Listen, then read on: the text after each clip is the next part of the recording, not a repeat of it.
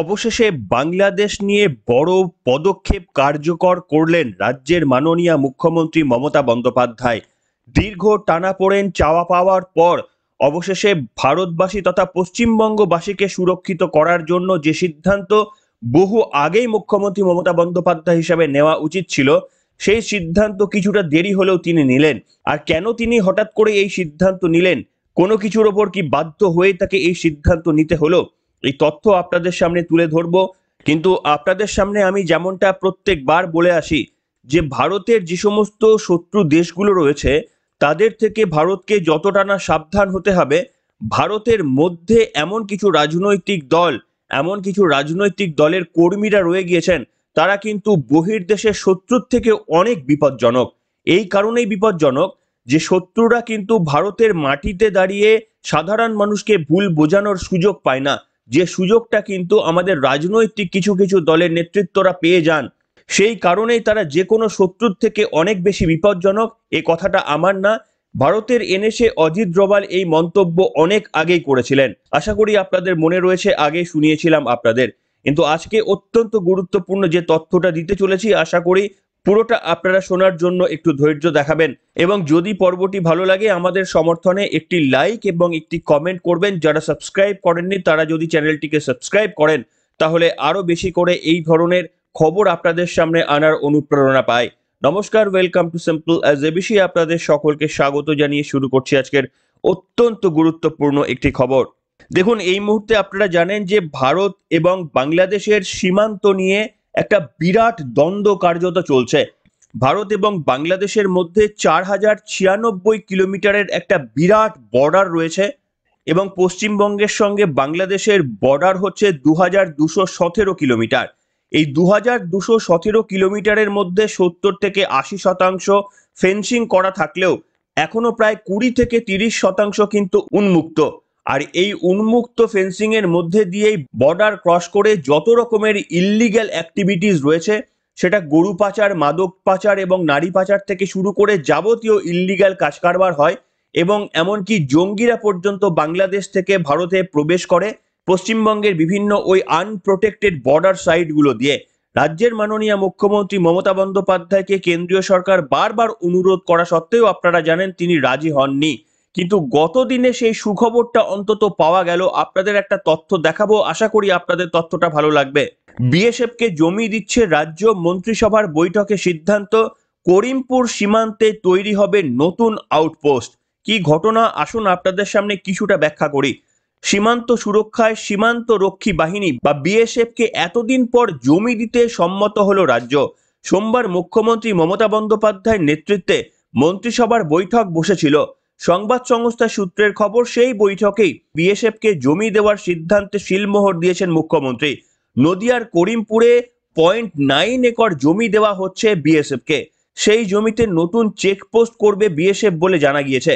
BSF রাজ্যকে জানিয়েছিল সীমান্ত সুরক্ষার জন্য তাদের জমি পাওয়াটা অত্যন্ত প্রয়োজন। বিশেষ করে বাংলাদেশ ভারতের উদ্ভূত পরিস্থিতির মধ্যে ভারতবর্ষকে সুরক্ষিত করতে সীমান্তে জমি পাওয়াটা অত্যন্ত প্রয়োজন ছিল। কিন্তু বারবার রাজ্যের মাননীয় মুখ্যমন্ত্রীর কাছে দরবার করেও এর কোনো ফল লাভ হচ্ছিল না। যদিও গতকাল অন্তত সেই আইস ব্রেক হয়েছে, যেখানে মুখ্যমন্ত্রী করিমপুরে 0.9 একর জমি বিএসএফ কে দিতে সম্মত হয়েছে। নদিয়া জেলায় প্রায় 216 কিলোমিটার এলাকা জুড়ে বাংলাদেশের সীমান্ত রয়েছে। তার মধ্যে এখনো প্রায় 21 কিলোমিটার এলাকায় কাঁটাতারের বেড়া দেওয়া যায়নি বলে বিএসএফ সূত্রের খবর।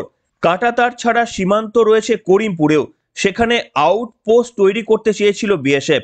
বাংলাদেশের রাজনৈতিক অস্থিরতার প্রভাবে সীমান্ত এলাকায় উত্তেজনার ছড়ানোর অভিযোগ উঠেছে।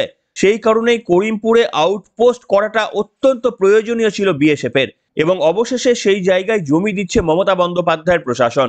দেখুন, এটা কিছুটা হলেও ভালো খবর, তার কারণ এখনো পর্যন্ত বাংলাদেশের সঙ্গে পশ্চিমবঙ্গের যতটা বর্ডার শেয়ারিং রয়েছে, অন্তত তার একটি অংশে বিএসএফ কে চেকপোস্টের জন্য জমি দিচ্ছেন মুখ্যমন্ত্রী।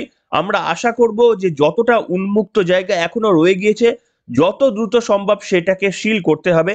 কিন্তু রাজ্যের মাননীয় মুখ্যমন্ত্রী শুধুমাত্র করিমপুরে চেকপোস্ট বসানোর জন্য অন্তত 10 বছর হয়তো অতিবাহিত করে ফেলেছেন। বাকি চেকপোস্টগুলো অনুমোদন তিনি কবে করবেন সেটা একমাত্র ভগবানই জানেন।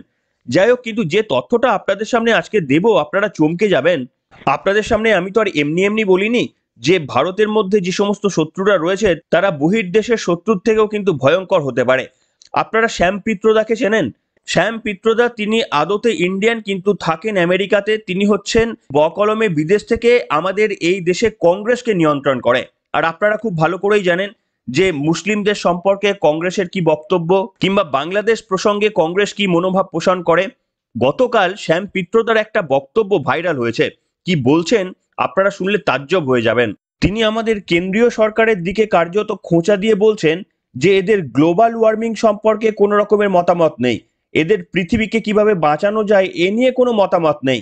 যত এদের আপত্তি হচ্ছে ইল্লিগাল ইমিগ্রেশন নিয়ে। এই যে বাংলাদেশ থেকে যে সমস্ত গরিব মানুষগুলো পেটে খিদে নিয়ে যে ভারতবর্ষে বা পশ্চিমবঙ্গে চলে আসছে, এদের নিয়ে এত আপত্তি আপনাদের কি রয়েছে? যদিও তারা ইল্লিগালি আসছে, কিন্তু তাহলেও তো ওদেরকে নিয়ে এত আপত্তি তোলার কিছু নেই। বরঞ্চ তাদের সকলকে নিজেদের মতো মনে করুন এবং তাদেরকে আশ্রয় দিন, এবং এর জন্য যে যন্ত্রণাটা হবে সেই যন্ত্রণাটা পর্যন্ত সহ্য করার জন্য আহ্বান জানিয়েছেন কংগ্রেসের মুখপাত্র শ্যাম পিত্রদা, এবং বলেছেন যে একটু স্যাক্রিফাইস করুন না, তাতে অসুবিধা কি রয়েছে। আসুন শ্যাম পিত্রদার মতামতটা শুনুন। এই মতামতটাই হচ্ছে কংগ্রেসের মতামত। শুনলেই আপনারা বুঝতে পারবেন কি ভয়ঙ্কর। শুনুন বক্তব্যটি। इससे मैसेज ये है कि हम प्लैनेट की चिंता नहीं करते, ग्लोबल वार्मिंग की हमें कुछ नहीं पड़ी है, और हमें लोगों की भी कुछ नहीं पड़ी है, क्योंकि हम लगेंगे इमिग्रेशन के पीछे। गरीब हैं ये लोग, भूखे हैं ये लोग, इतना काम करके यहां आते हैं, ऑफकोर्स इलीगली आते हैं, वो भी ठीक नहीं है, हम समझते हैं, लेकिन हम इमिग्रेशन के पीछे लगेंगे। हमारे वहां लग गया आप कि बांग्लादेशी के पीछे लगेंगे, माइनॉरिटी के पीछे लगेंगे, as opposed to saying we will include everybody. If we have to suffer a little bit, it's okay. We will suffer a little bit. We will share, but nobody wants to share. They want to keep their pie bigger and bigger. শুনলেন বন্ধুরা? ভাবতে পারেন, নিজে তো ইন্ডিয়াতে থাকেন না, থাকেন বিদেশে, এবং সেই বিদেশের মাটিতে বেশ তওয়াজেই রয়েছে, তাকে বাংলাদেশের ইমিগ্রেশন নিয়ে কোনো রকমেরই সহ্য করতে হয় না। অথচ আমি আপনি যারা ওয়েস্ট বেঙ্গলে বসবাস করছি বা অন্যান্য রাজ্যে যারা রয়েছি, তাদেরকে উনি জ্ঞান দিচ্ছেন যে আমরা যেন বাংলাদেশের রোহিঙ্গাদের সহ্য করে নিই। তারা যদি একটু এসে আমাদের কাছে আশ্রয় চায়, একটু খাবার চায়, আমাদের কষ্ট হলেও যেন সেগুলো আমরা দিয়ে দিই। ভাবতে পারেন কত বড় একজন ভয়ঙ্কর একটা লোক, এবং এই লোকটা হচ্ছে কংগ্রেসের মুখপাত্র। এই ভদ্রলোক যা বলে কংগ্রেস তাই শোনে।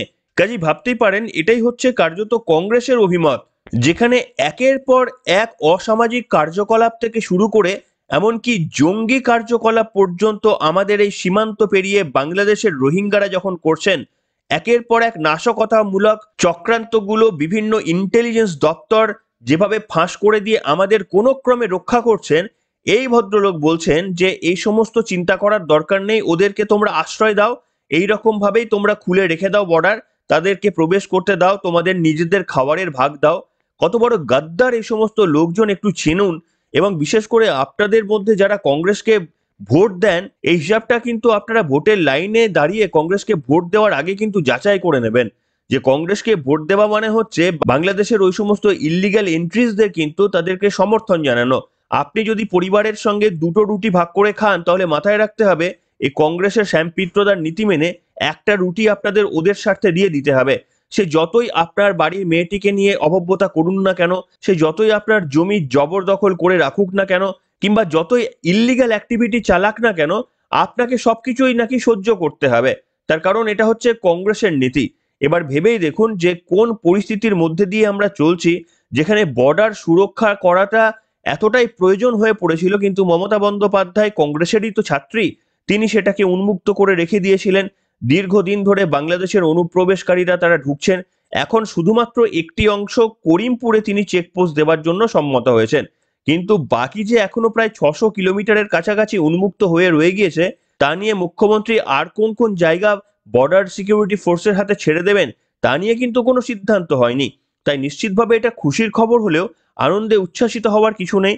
আনন্দে উচ্ছ্বাসিত হয়তো তখন হওয়া যাবে বা কিছুটা নিরাপত্তা বোধ তখনই আমরা করতে পারবো যখন মুখ্যমন্ত্রী মমতা বন্দ্যোপাধ্যায় পশ্চিমবঙ্গের সঙ্গে বাংলাদেশের যে সমস্ত সীমান্তবর্তী এলাকাগুলো রয়ে গিয়েছে সেগুলো যখন পুরোটাই কাঁটা তার দিয়ে যেখানে এখানে সম্ভব স্থলপথে সেই পুরো জায়গাটা যখন বিএসএফ কে তিনি দান করবেন, তখনই আমরা বুঝতে পারবো যে সত্যি সত্যি এখন আমরা কিছুটা হলেও বিপদমুক্ত। তার আগে এখনো পর্যন্ত নিশ্চিন্ত হওয়া যায় না। তবে হ্যাঁ, এই খবরকে সাধুবাদ আপনারা জানাতেই পারেন। আপনাদের মন্তব্য কি লিখে জানাবেন, বিশেষ করে শ্যাম পিত্রদা, কংগ্রেসের শ্যাডো ইমেজ, তারা এই ধরনের বক্তব্যগুলো কি জঘন্য কি ঘৃণ্য আপনাদের সামনে শুধুমাত্রই তুলে ধরলাম এই কারণে ভোটের লাইনে ভোট দেওয়ার আগে কিন্তু সতর্ক হবেন। এনিওয়ে, আপনাদের মতামত লিখে জানাবেন। এখনকার মতো এখানে শেষ করলাম।